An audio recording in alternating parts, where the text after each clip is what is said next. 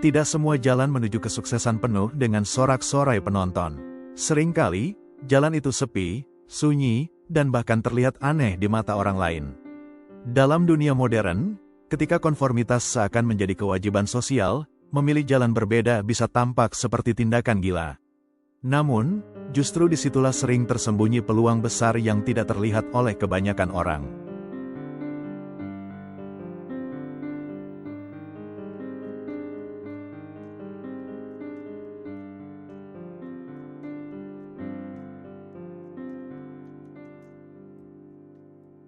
Otak manusia secara alami tertarik pada rasa aman. Dalam psikologi sosial, fenomena ini dikenal sebagai herd mentality, kecenderungan untuk mengikuti kerumunan. Sejak zaman purba, mengikuti kelompok berarti bertahan hidup. Jika satu orang berlari karena melihat singa, orang lain yang ikut berlari kemungkinan besar selamat, bahkan jika mereka tidak benar-benar melihat ancaman itu sendiri. Mekanisme bertahan hidup ini tertanam dalam gen kita, diwariskan dari generasi ke generasi. Namun, apa yang berguna di hutan belantara, seringkali berbahaya di dunia modern, khususnya di pasar keuangan. Kita melihat orang lain membeli saham, lalu muncul keyakinan bahwa keputusan itu pasti benar. Kita melihat mayoritas panik menjual, lalu menganggap situasi memang separah itu. Rasa aman seolah datang dari jumlah orang yang melakukan hal yang sama dengan kita. Padahal, kenyataan di pasar sering berbanding terbalik. Bayangkan kerumunan investor yang berbondong-bondong membeli saham sebuah perusahaan teknologi hanya karena semua orang melakukannya. Harga naik tak terkendali, berita positif bermunculan, forum daring penuh euforia. Di titik itu, risiko justru sedang memuncak, karena ekspektasi terlalu tinggi dan logika perlahan memudar. Begitu ekspektasi gagal dipenuhi, harga ambruk dan kepanikan berbalik arah. Sebaliknya, pada saat semua orang panik, ketika berita buruk mendominasi, ketika grafik harga tampak jatuh bebas, ketika media memprediksi kehancuran ekonomi global, mungkin justru itulah saat terbaik untuk membeli. Tapi hampir tidak ada yang berani melakukannya, karena secara psikologis kita merasa lebih aman bersama kerumunan yang panik, meski panik itu merugikan. Warren Buffett merangkum fenomena ini dalam kalimat sederhana namun sangat dalam, takutlah saat orang lain serakah, dan serakahlah saat orang lain takut. Kata-kata ini bukan sekadar strategi investasi, melainkan pelajaran tentang melawan naluri paling dasar manusia. Untuk bisa serakah ketika orang lain takut, kita harus menahan diri dari dorongan alami untuk ikut panik.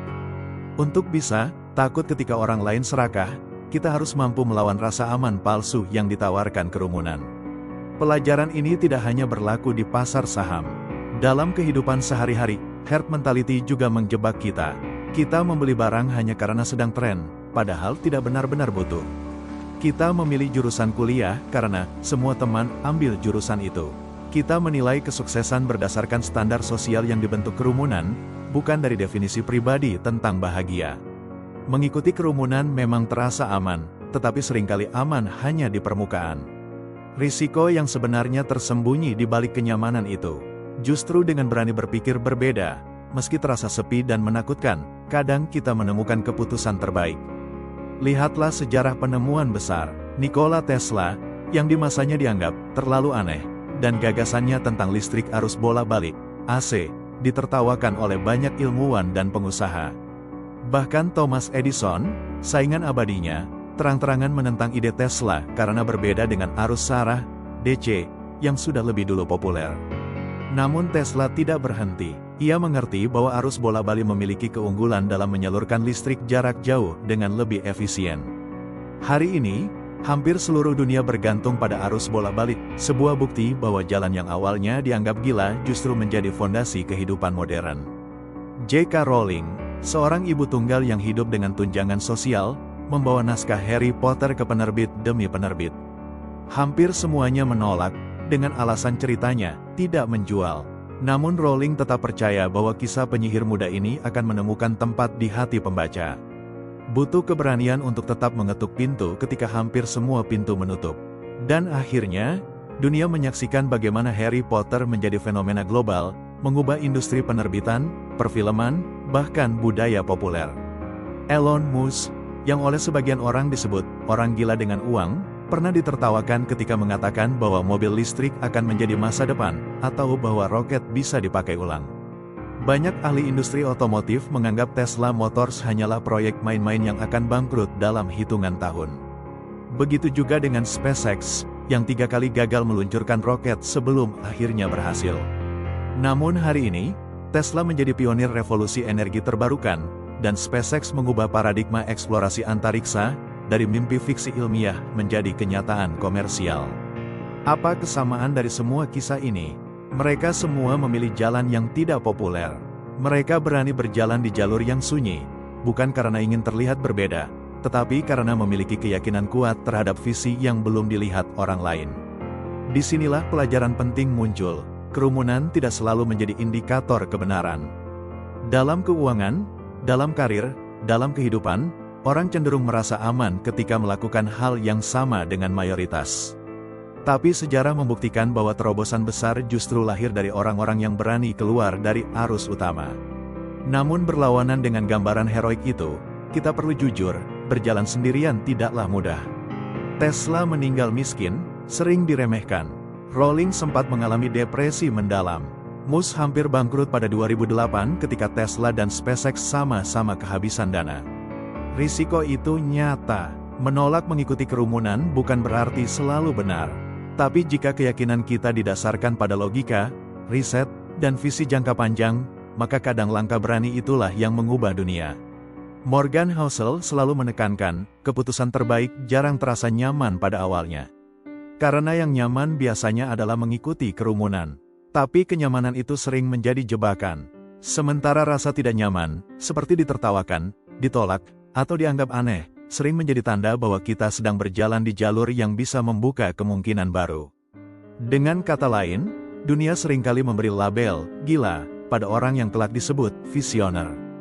Memilih jalan berbeda bukan berarti sembarang melawan arus. Ada perbedaan besar antara berani mengambil risiko yang diperhitungkan dengan sekadar nekat. Perbedaan inilah yang seringkali tidak disadari oleh banyak orang. Morgan Housel menekankan bahwa risiko itu relatif. Ia bukanlah angka pasti yang bisa disematkan secara universal kepada semua orang. Risiko bagi seseorang bisa jadi adalah peluang bagi orang lain. Misalnya, seorang pengusaha berpengalaman mungkin melihat krisis ekonomi sebagai momen emas untuk membeli aset dengan harga murah, sementara orang lain melihatnya sebagai bencana yang harus dihindari dengan segala cara. Perspektif yang berbeda inilah yang sering menentukan siapa yang akhirnya tumbuh, dan siapa yang justru tertinggal. Bayangkan seorang investor yang berani menaruh modal di sektor yang sedang ditinggalkan. Dari luar, langkah itu terlihat bodoh. Media mungkin mencemooh, teman-teman mungkin meragukan, bahkan keluarganya bisa saja khawatir. Tetapi jika keputusan itu lahir dari pemahaman mendalam, riset yang matang, serta keyakinan jangka panjang, hasilnya bisa berbuah luar biasa. Kita bisa melihat contoh konkret dari Warren Buffett. Saat krisis keuangan 2008, hampir semua orang berusaha menyelamatkan diri dari badai. Investor panik menjual saham, harga anjlok, dan suasana pasar dipenuhi ketakutan. Tetapi Buffett melakukan hal yang berbeda. Ia justru menaruh miliaran dolar ke perusahaan-perusahaan yang sedang terpuruk, seperti Goldman Sachs dan General Electric. Orang luar mungkin menganggap keputusan ini sebagai taruhan gila di tengah kehancuran. Namun Buffett tahu sesuatu yang tidak semua orang lihat. Ia memahami kekuatan fundamental perusahaan-perusahaan tersebut. Ia paham bahwa kepanikan pasar hanyalah bersifat sementara. 10 tahun kemudian, investasi itu terbukti menghasilkan keuntungan besar, sekaligus memperkuat reputasinya sebagai investor legendaris. Dalam kehidupan sehari-hari, prinsip ini juga berlaku di luar dunia finansial. Ambil contoh jalur karir.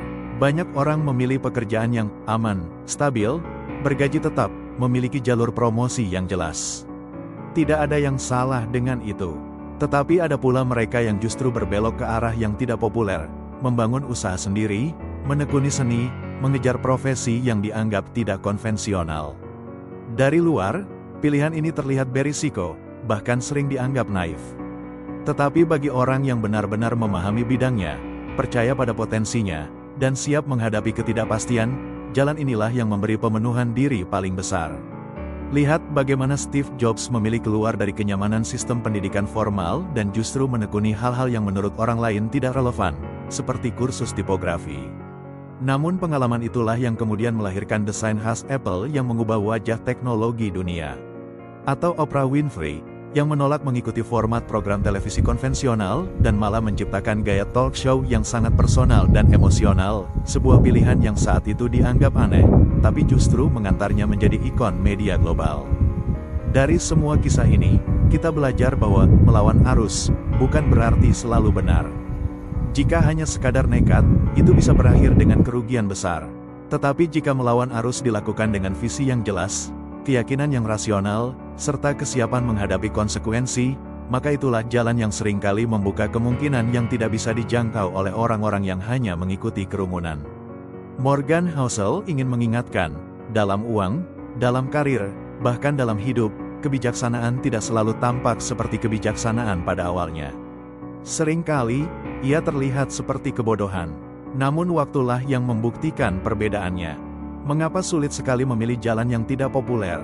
Jawabannya sederhana sekaligus kompleks. Kita takut dihakimi. Secara psikologis, manusia adalah makhluk sosial yang sangat bergantung pada pengakuan kelompok. Otak kita, khususnya bagian amigdala dan prefrontal cortex, selalu memindai tanda-tanda penolakan sosial.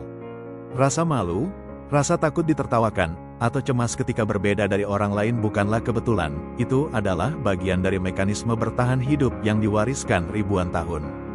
Bayangkan manusia purba yang hidup dalam kelompok kecil pemburu pengumpul. Saat itu, terbuang dari kelompok berarti kehilangan perlindungan, kehilangan akses pada makanan, dan hampir pasti berakhir dengan kematian. Maka wajar jika insting dasar kita berkata, lebih aman mengikuti kerumunan daripada melawan arus.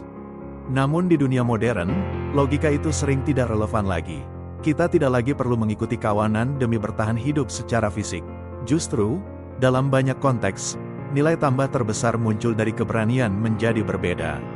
Tapi insting lama itu tidak serta-merta hilang. Inilah mengapa kita masih merasa gelisah saat pendapat kita tidak sesuai dengan mayoritas. Mengapa kita cenderung membeli saham ketika semua orang membeli, meskipun secara fundamental harganya sudah terlalu mahal. Mengapa kita memilih jurusan kuliah yang populer meski hati kecil kita tahu passion kita ada di bidang lain? Dan mengapa kita sering mengukur kesuksesan berdasarkan standar sosial, bukan berdasarkan makna pribadi? Disinilah psikologi keuangan menjadi menarik.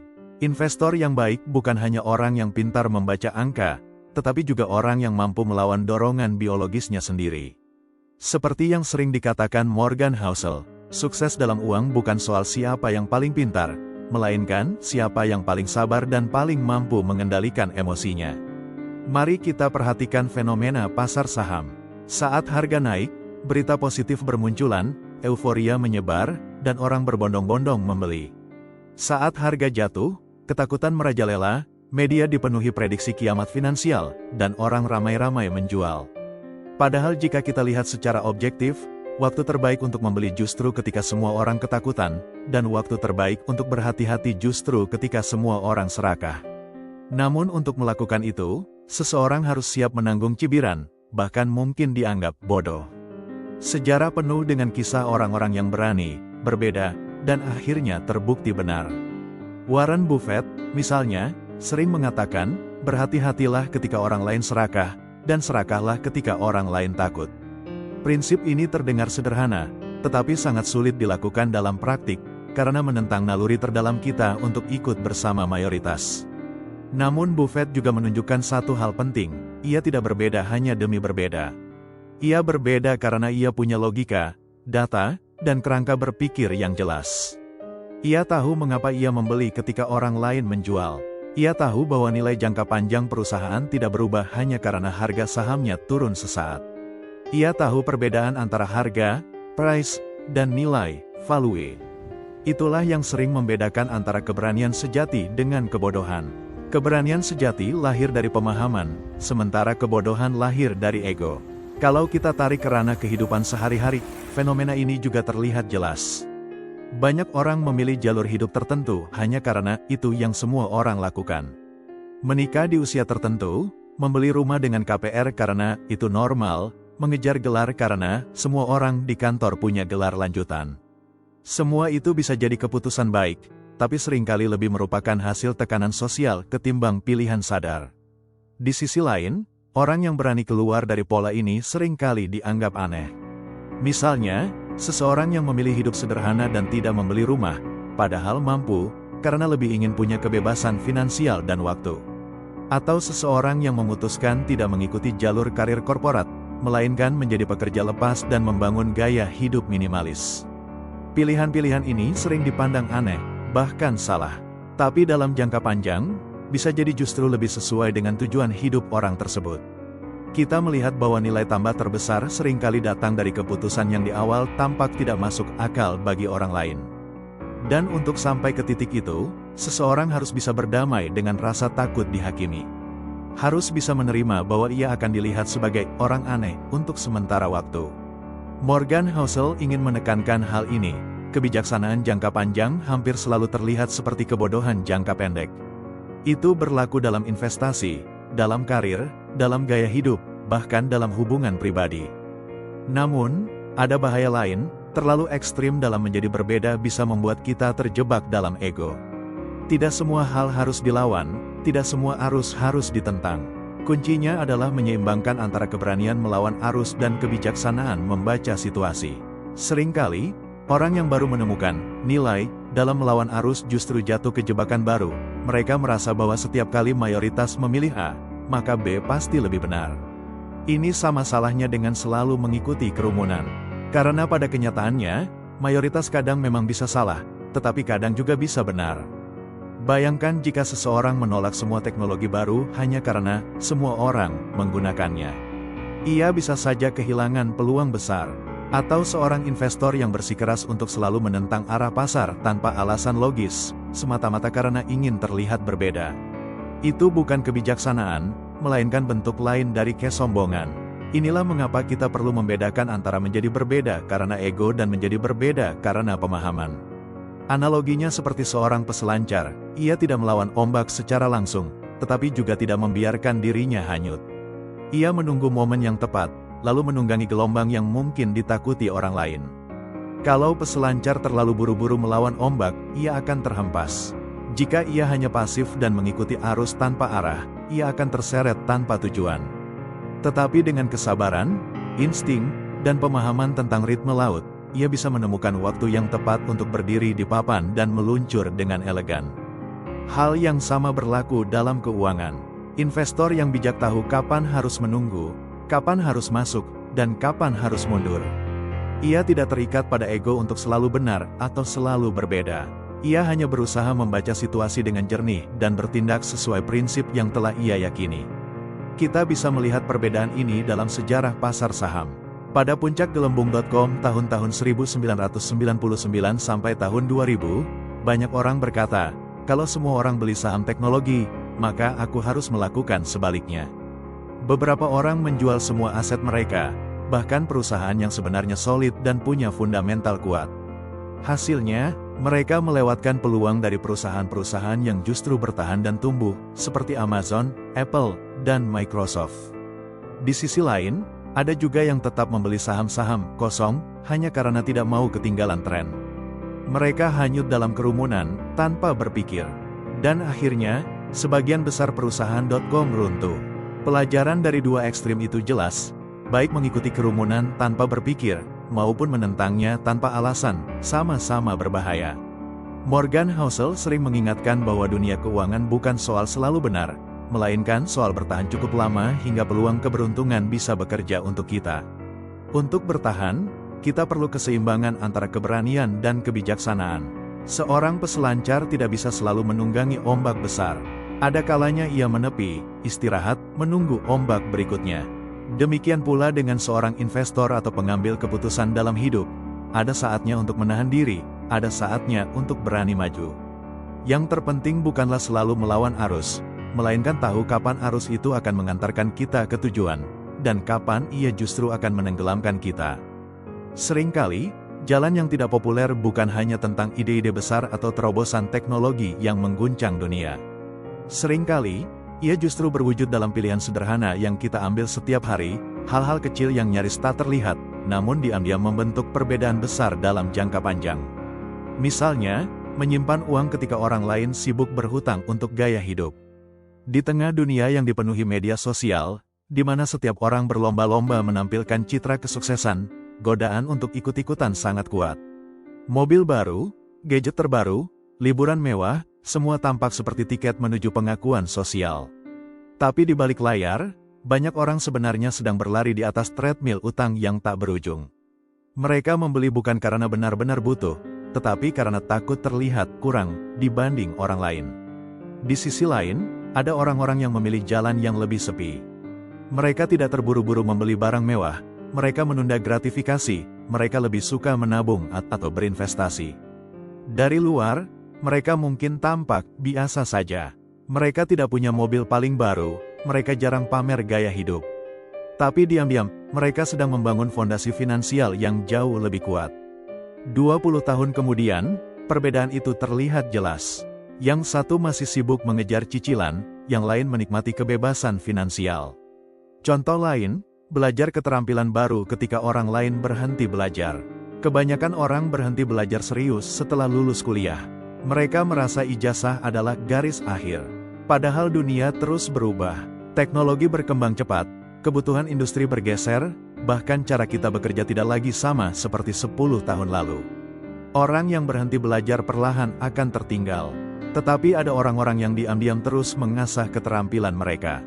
Mereka membaca buku, mengikuti kursus online, belajar bahasa baru, atau mempelajari keterampilan digital yang relevan dengan zaman. Di mata orang lain, usaha ini tampak kecil, bahkan tidak mendesak. Tapi 5 atau 10 tahun kemudian, mereka yang terus belajar akan jauh lebih siap menghadapi perubahan, sementara yang lain kebingungan menghadapi dunia yang tidak lagi sama. Lalu ada pula contoh sederhana, menjaga kesehatan ketika kebanyakan orang menyepelekannya.